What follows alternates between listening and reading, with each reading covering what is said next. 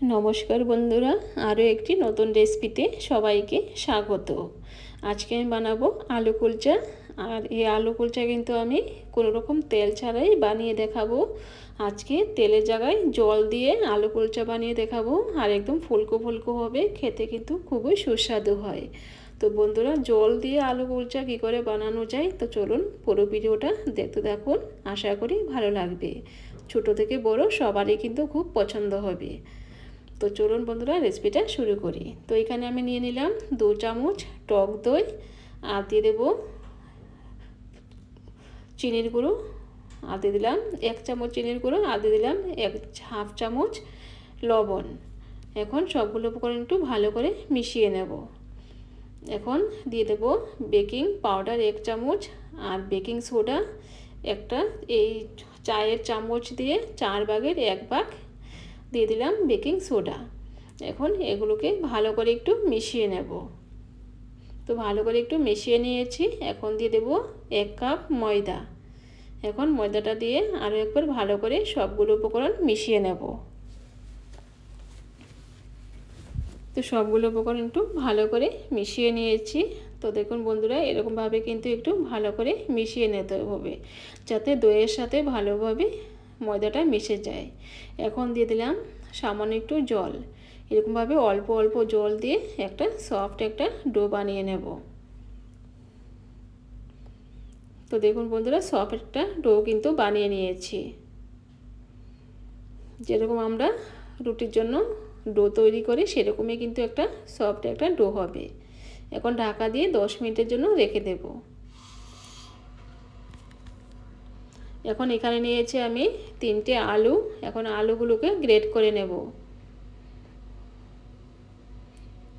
তো আপনারা কিন্তু গ্রেট না করে হাতে মেশ করে কিন্তু করতে পারেন। তো গ্রেট করলে কিন্তু একটু খেতে ভালো লাগে, দেখতেও ভালো হয়, আর খেতেও কিন্তু ভালো লাগে। এরকমভাবে আমি সবগুলো আলু গ্রেট করে নেব।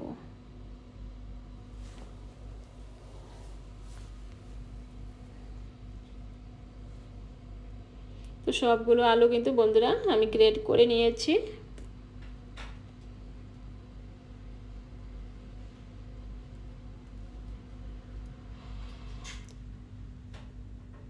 এখন অন্য একটা পাত্রে নিয়ে নেব।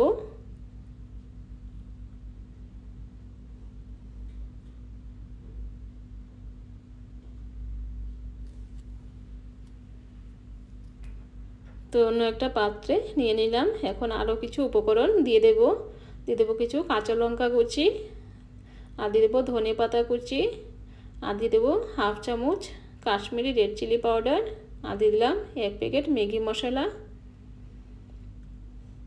আর দিয়ে দিলাম স্বাদ মতো লবণ, আর দিয়ে দিলাম হাফ চামচ চাট মশলা।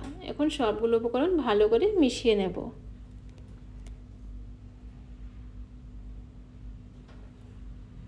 তো এরকমভাবে কিন্তু বন্ধুরা একটু ভালো করে মিশিয়ে নিতে হবে। তো ভালো করে আমার মেশানো হয়ে গেছে। এখন ওটাকে সাইডে রেখে দেব। এখন ডোটা দেখে নেব।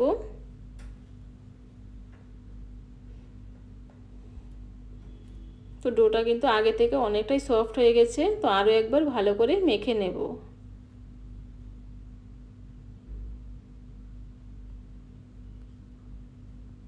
তো ভালো করে মেখে নিয়েছি। এখন লেচি কেটে নেব। তো আমরা রুটির জন্য যেরকম লেচি কাটি সেরকমই কিন্তু লেচি কেটে নেব। এখন এখানে রেখে দিলাম, আর দিয়ে দেবো কিছু ময়দা। তো প্রথমে কিন্তু আমি ময়দা ছাড়াই ওটাকে বেলে নেব।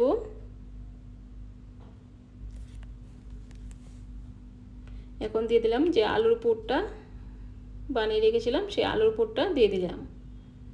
দিয়ে মুখটাকে একটু এরকমভাবে বন্ধ করে দেব।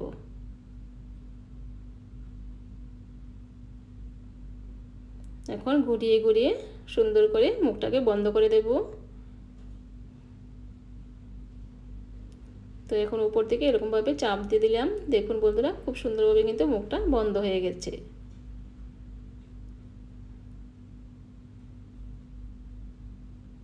তো হাত দিয়ে একটু এরকমভাবে চেপে দেব।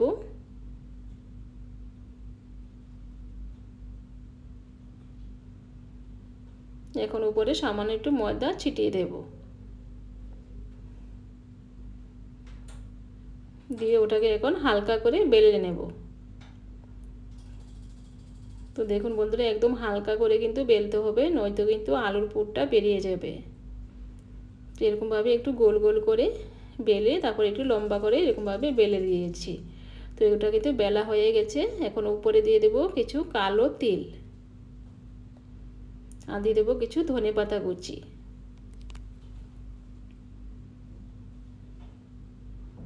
দিয়ে ওটাকে হালকা করে আরও একবার বেলে নেব।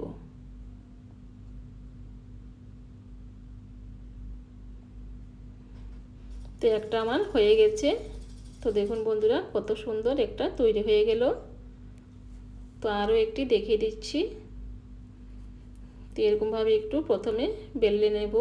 তো প্রথমে কিন্তু আমি ময়দা ছিটিয়ে দেব না, প্রথমে এরকমভাবে একটু বেলে নেব। এখন আলুর পুরটা দিয়ে দেব।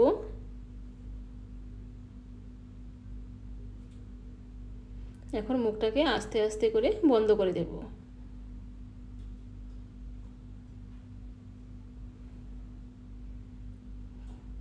দেখুন বন্ধুরা, মুখটা কিন্তু আস্তে আস্তে আমি বন্ধ করে দিয়েছি। এখন উপর থেকে ওটা নিচের দিকে একটু চেপে লাগিয়ে দেব।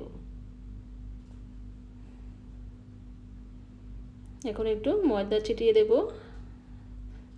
তো হাত দিয়ে একটু ভালো করে এরকমভাবে চেপে দিয়েছি। এখন একটু ময়দা ছিটিয়ে দিলাম, দিয়ে একটু হাত দিয়ে এরকমভাবে হালকা করে আলতো হাতে প্রেস করে নেব। এখন ওটাকে হালকা করে বেলে নেব। তো হালকা করে বেলে নিয়েছি। এখন দিয়ে দেব তিল।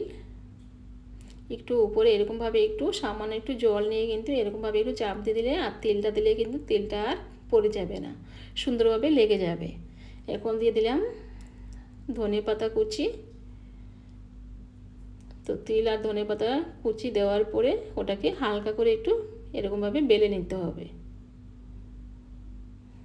তাহলে এগুলো উঠে আসবে না, সুন্দরভাবে একদম চিপকে লেগে থাকবে। তো আরও একটি হয়ে গেছে। তো দেখুন বন্ধুরা,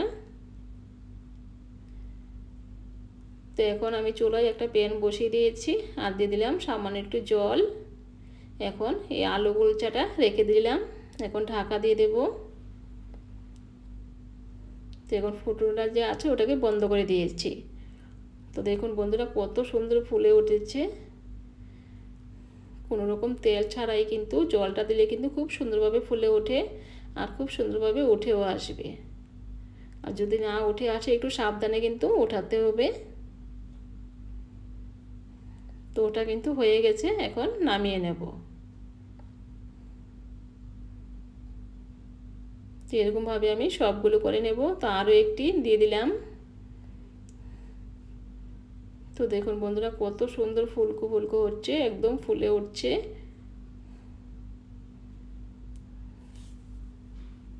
তো ওটাও কিন্তু হয়ে গেছে। এখন ঢাকনাটা খুলে নিলাম, এখন ওটাকে উল্টিয়ে দেব। যেহেতু ওটা একটু তেল ছাড়া, সামান্য একটু কিন্তু এরকমভাবে লেগে যেতে পারে, তো একটু এরকমভাবে চাপ দিয়ে দিলে কিন্তু ওটা উঠে যাবে। তো দেখুন বন্ধুরা, দুদিকে কিন্তু উলট পালট করে এরকমভাবে ভেজে নিতে হবে।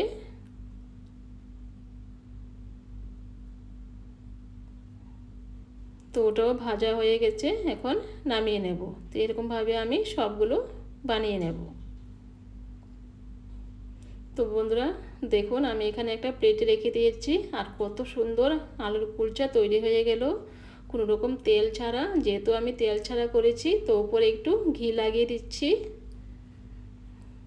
তো ওটা কিন্তু খেতে খুবই সুস্বাদু হয় বন্ধুরা, ছোট থেকে বড় সবারই কিন্তু খুব পছন্দ হবে। খুবই সফট হয়, আর খেতেও খুব খুব মানে সুস্বাদু হয়, অসাধারণ লাগে খেতে। তো বন্ধুরা একবার এইভাবে বানিয়ে দেখবেন, আশা করি ভালো লাগবে। তো বন্ধুরা, আজকে আমার এই আলু কুলচা রেসিপিটা যদি ভালো লেগে থাকে, আমার চ্যানেলটাকে সাবস্ক্রাইব করে আমার পাশে থাকবেন, আর লাইক করতে কিন্তু বন্ধুরা একদমই ভুলবেন না। তো দেখুন বন্ধুরা, হাতে নিয়ে একটা দেখিয়ে দিচ্ছি কতটা সুন্দর হয়েছে, খুবই সুন্দর একটি রেসিপি। তো আমি ভেঙেও দেখাচ্ছি ভেতরটা কীরকম হয়েছে। তো দেখুন ভেতরটাও কত সুন্দর হয়েছে। আর আলুগুলো কিন্তু একদম মিশে গেছে। খুবই সুন্দর একটি রেসিপি। তো বন্ধুরা, আজকে এ পর্যন্তই। আবার দেখা হবে অন্য কোনো রেসিপিতে। নমস্কার।